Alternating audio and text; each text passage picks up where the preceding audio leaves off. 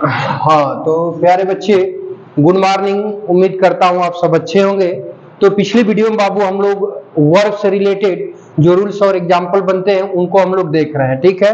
तो इस वीडियो में अगले रूल की तरफ बढ़ते हैं। तो देखिए प्यारे बच्चे, अगला रूल है कि जब कोई, ध्यान दीजिएगा, ठीक है प्यारे बच्चे, जब कोई सिंगुलर सब्जेक्ट किसी दूसरे नाउन के साथ with comma together with comma besides comma as well as comma like dot dot etcetera से जुड़े हो तो क्रिया पहले आए शब्द के अनुसार आती है, ठीक है प्यारे बच्चे।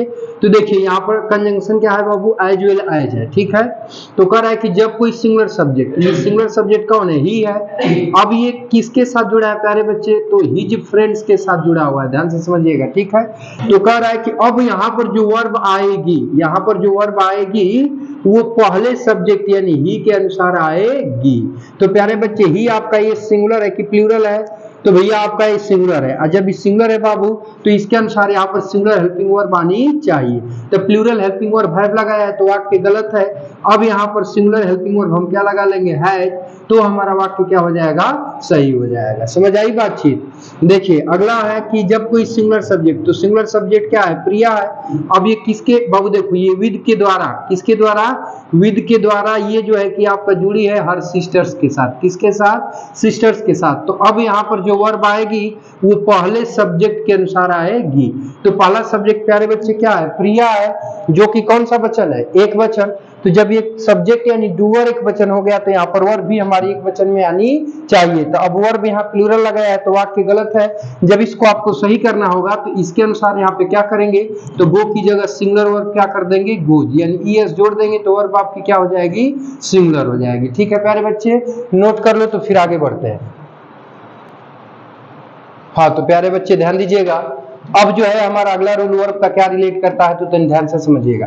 तो देखिए अगला रूल है कि जब कोई नाउन दूसरे नाउन के साथ not only dot dot but also, अब not only dot dot but also का अर्थ क्या होता है, तो केवल नहीं बल्कि, केवल नहीं बल्कि से जुड़े हो तो वर्ब बाद वाले सब्जेक्ट के अनुसार आती है। तो देखिए बाबू इधर से चलेंगे तो देखिए यहाँ नॉट ओनली है, ये आपका क्या है, नॉट ओनली है, और ये आपका क्या है प्यारे बच्चे, बट आल्सो है, ठीक है ध्यान दीजिएगा, बट आल्सो है। अब यहाँ पे पहला सब्जेक्ट ही है और दूसरा सब्जेक्ट क्या है, हिज फ्रेंड्स है, ठीक है ध्यान से समझिएगा। देखिए हिज फ्रेंड्स है ना प्यारे बच्चे। तो अब कह रहा है कि यहाँ पर जो वर्ब आएगी, यहाँ पर जो वर्ब आएगी वो बाद वाले सब्जेक्ट के अनुसार आएगी।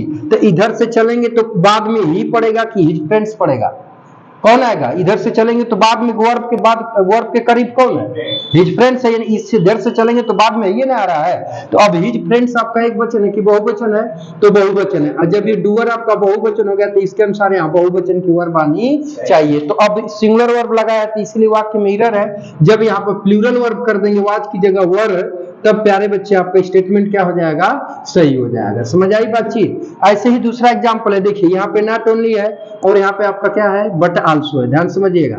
तो अब not only dot dot but also say कौन जुड़ा है, यहाँ पे आई है और यहाँ पर क्या है प्यारे बच्चे, माई ब्रदर्स है। तो अब यहाँ पर जो वर्ब आएगी वो बाद वाले सब्जेक्ट के अनुसार आएगी। तो बाद वाला सब्जेक्ट क्या है, माई ब्रदर है। तो माई ब्रदर एक वचन है कि बहुवचन, बहुवचन है। जब माई ब्रदर्स बहुवचन है तो इसके अनुसार यहाँ बहुवचन की वर्ब आनी चाहिए। तो सिंगुलर वर्ब लगाया है तो गलत है। जब यहाँ पे प्लूरल वर्ब आर लगा देंगे तो आपका वाक्य क्या हो जाएगा, सही हो जाएगा। समझ आई बातचीत, ठीक है नोट कर लीजिए तो आगे बढ़ते हैं।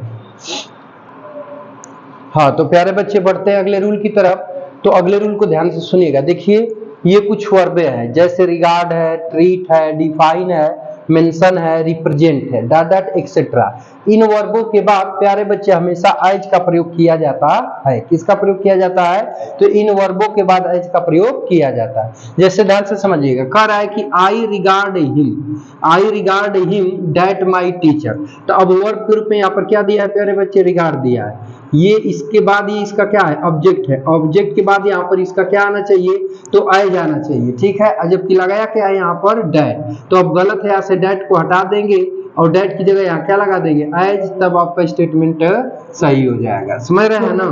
अब उसी तरह से देखिए सी ट्रीट्स मी, यहाँ पे रहेगा सी ट्रीट्स मी, ठीक है। तो ये ट्रीट हमारी वर्ब हो गई, इसका ये क्या हो गया, ऑब्जेक्ट हो गया।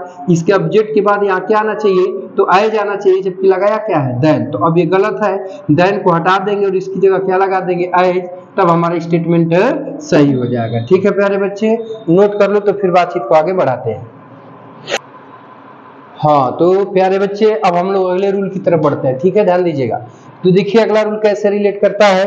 तो अगले रूल में कह रहा है प्यारे बच्चे, ध्यान से समझिएगा कि जो इफ क्लास से स्टार्ट होने वाले होते हैं, देखिए जो वाक्य, जो क्लास इफ से स्टार्ट होती है, ठीक है, तो यानी इफ से स्टार्ट होने वाली क्लास जो होती है उसका हम बात प्यारे बच्चे प्रेजेंट इंडेफिनिट टेंस में करते हैं।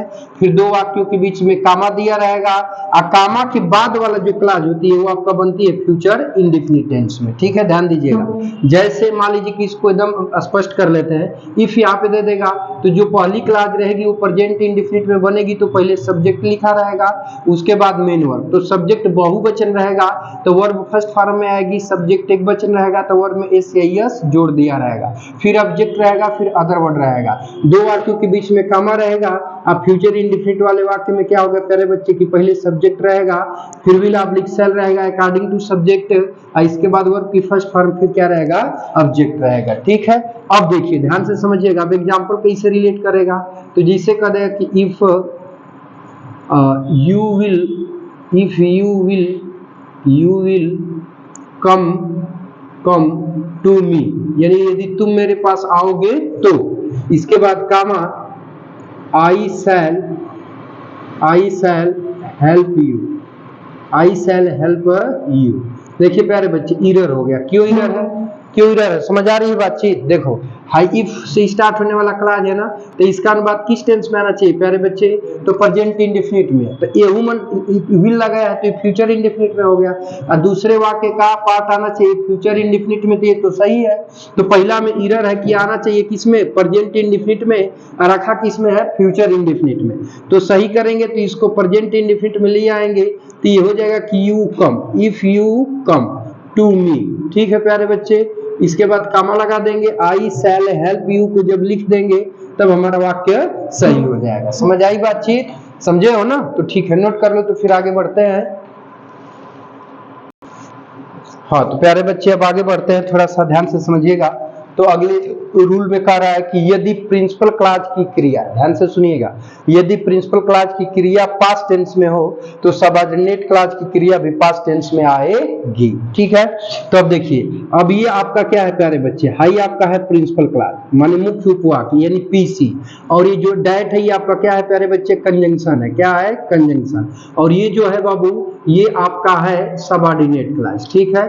तो अब ध्यान से समझिएगा, तो अब कह रहा है कि प्रिंसिपल क्लॉज की क्रिया पास्ट टेंस में हो, तो प्यारे बच्चे वर्ब की फर्स्ट फॉर्म क्या होती है, देखो ये से आपका वर्ब की फर्स्ट फॉर्म होता है, ध्यान दीजिएगा, इसका सेकंड फॉर्म क्या होता है, सेड होता है। तो वर्ब की सेकंड फॉर्म किस टेंस को डिफाइन करती है, तो पास्ट टेंस को, ठीक है।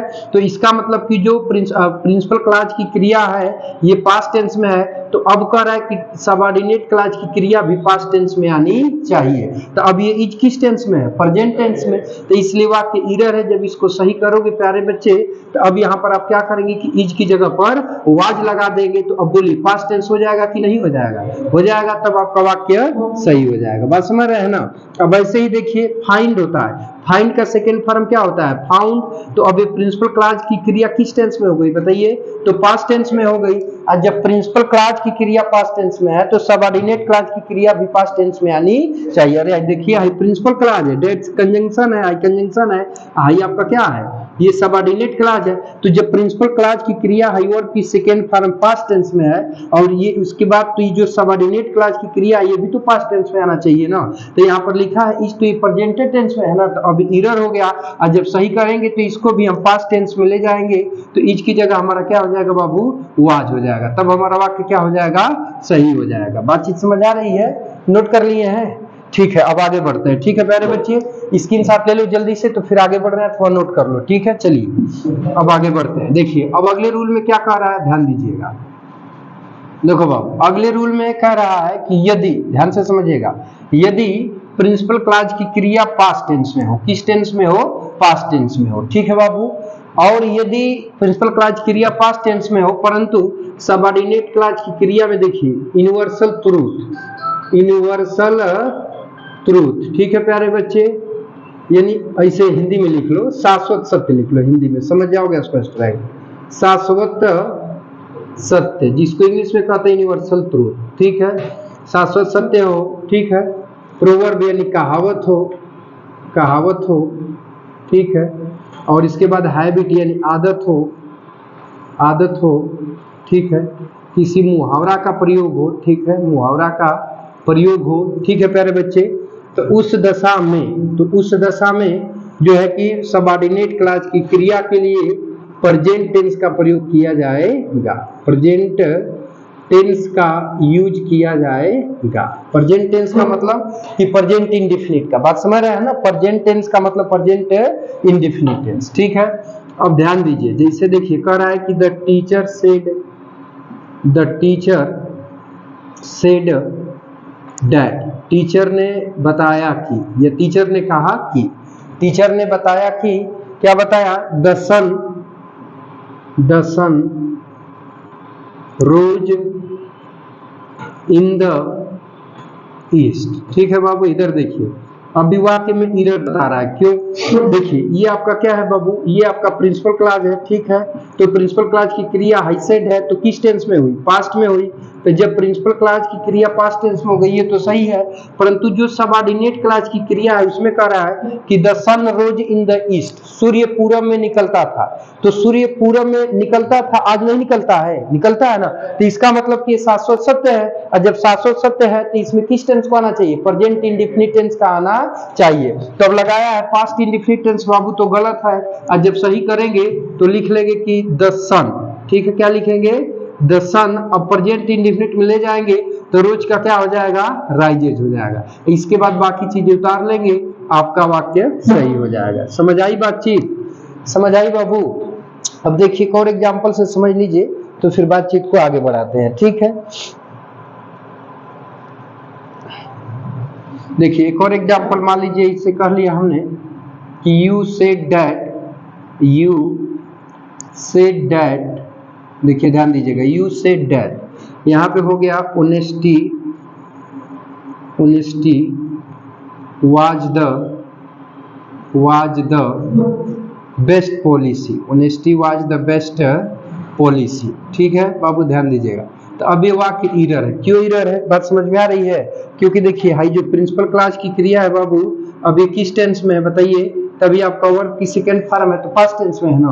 अब जो हाई जो देखिए हाई जो सबऑर्डिनेट क्लॉज की क्रिया है तो कह रहा है कि honesty was the best policy, ईमानदारी एक अच्छी नीति होती थी। तो अब ये कहावत है ना बाबू, जब कहावत है तो इसमें किस टेंस का आना चाहिए, प्रेजेंट इंडेफिनिट आना चाहिए या प्रेजेंट टेंस आना चाहिए। तो जब प्रेजेंट टेंस में नहीं है, पास्ट टेंस में है तो गलत है, और जब प्रेजेंट टेंस में इज कर देंगे तो आपका वाक्य सही हो जाएगा। बातचीत समझ आई, ठीक है प्यारे बच्चे, स्क्रीनशॉट ले लो और थोड़ा नोट कर लो, तो फिर हम आगे बढ़ते हैं, ठीक है।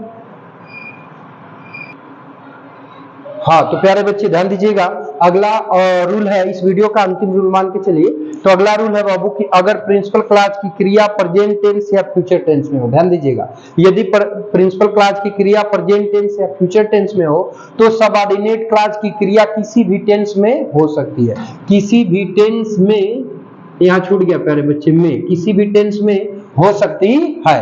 अब यहाँ पर बाउंडेशन नहीं है, लेकिन अब इससे पहले जो रूल पढ़े थे तो अब क्रिया आपका पास्ट टेंस में थी, लेकिन यहाँ पास्ट टेंस में नहीं है बल्कि प्रेजेंट और फ्यूचर में है, ठीक है। तो जब प्रेजेंट या फ्यूचर में हो जाएगी तो सबऑर्डिनेट क्लॉज की क्रिया किसी भी टेंस में हो सकती है। देखिए हाई सेज है प्यारे बच्चे, तो प्रेजेंट है, ये भी सेज है, प्रेजेंट है, ये भी सेज है, प्रेजेंट है। तो अब सबऑर्डिनेट क्लॉज की क्रिया इसमें किसमें है, प्रेजेंट टेंस में है, और इसमें किसमें है आपका पास्ट टेंस में है, और इसमें किसमें है आपका फ्यूचर टेंस में है। तो कहने का मतलब कि हाई सबऑर्डिनेट प्रिंसिपल क्लॉज की क्रिया तो प्रेजेंट में है, लेकिन हाई सबऑर्डिनेट क्लॉज की ये प्रेजेंट में, ये पास्ट में, फ्यूचर में, और तीनों ही कथन को सही दिखाया गया है। तो इसका मतलब यही निकला कि प्रेजेंट अगर रिपोर्ट देखिए सॉरी अगर प्रिंसिपल क्लॉज की क्रिया प्रेजेंट टेंस में है, प्रेजेंट टेंस में, तो सबऑर्डिनेट क्लॉज की क्रिया किसी भी टेंस में आ सकती है, इसमें कोई एरर नहीं होगा। बातचीत समझ में आ रही है? तो प्यारे बच्चे अब नोट कर लो, तो फिर हम लोग आगे की ओर बढ़ते हैं। हाँ तो प्यारे बच्चे अब इस वीडियो में बस यही तक हम रहने देते हैं, और प्यारे बच्चे, अगर ये वीडियो इन्फॉर्मेटिव लग रहा हो तो कमेंट बॉक्स में कमेंट करके जरूर बताइएगा। और यदि आप मेरे यूट्यूब चैनल पे नए हैं तो चैनल को सब्सक्राइब कर लें, ताकि ऐसे इन्फॉर्मेटिव वीडियो आपको मिलती रहे। और वीडियो अच्छा लगा हो तो चाहे तो अपने दोस्तों मित्रों को आप शेयर कर सकते हैं। ये प्यारे बच्चे, मिलते हैं नेक्स्ट वीडियो में। Take care, bye bye. और ये वीडियो देखने के लिए आपका बहुत बहुत धन्यवाद।